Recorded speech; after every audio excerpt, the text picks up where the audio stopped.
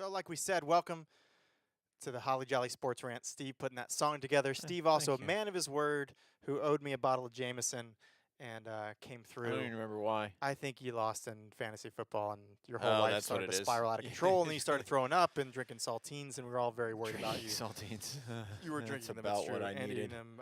None of it made It's not sense. But good. we're going to start out this Holly Jolly Sports Rant with Cole. So Cole has an Eagles point that we're going to play right now.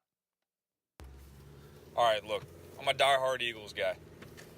But one thing I cannot stand is negative Nancy Philly people. All right, Who you give you calling a great people? example. I was at the Philadelphia Eagles people. Arizona Cardinals game in October this year in Philly. Mm-hmm. Hell of a game. It was a blast. Had a great time at the link. But I'm sitting up there in the working on a truck? nosebleeds, all right, with the true Philly that? people. Is he working on a and, truck? Eagles are up, I think maybe 21 nothing in like the 21-0. beginning of the second quarter. Yeah. They get their first 3 and out of the game. All right, and I hear people behind me yelling, "Doug, you suck! Get him out of here! He's terrible! You don't know how to call plays, dude. We're up 3 scores. God, can you not be happy with that? You're killing me, No. man. Oh, man, instead All of right, Smalls. Eagles are great. We're fine, man. We're good to go. Don't be so negative." All right. So, first of all, Cole, thanks for calling in during your lunch break at the manufacturing plant. Yeah, or from the pit What? at the latest NASCAR race. Maybe that's where he was. I don't know. It's very. It's hard. We appreciate it, Cole. That's effort right there. It was. And here's the thing. The context is, Cole, you don't live in Philadelphia. In fact, the game he went to was the first game that he's ever been to. Okay. So I think he knows how to be optimistic because he's never lived in the city. Yeah. Now, we lived with Andy Reid, who didn't know how to have good play calls several times. So he got us to a lot of good games, but didn't have the calls to get us over the edge. And 3 scores is not in the mind of a drunken Eagles fan.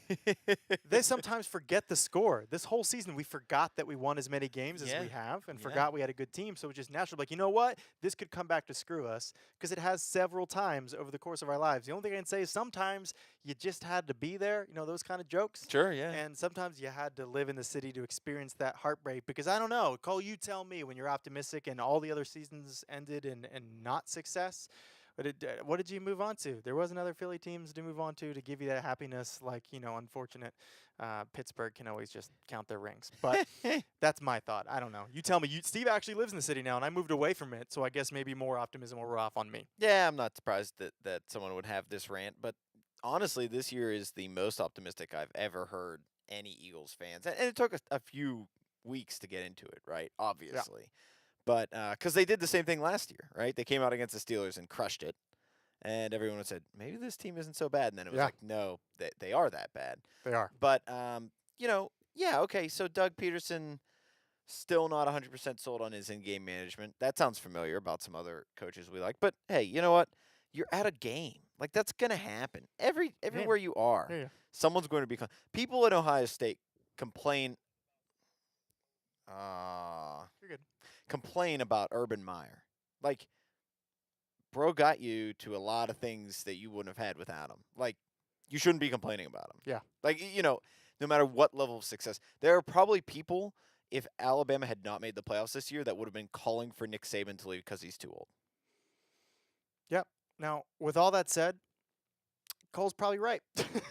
Well, yeah. People should be, you don't have to be optimistic or pessimistic, but you can be realistic within the moment that when you're up 3 scores, it's probably okay.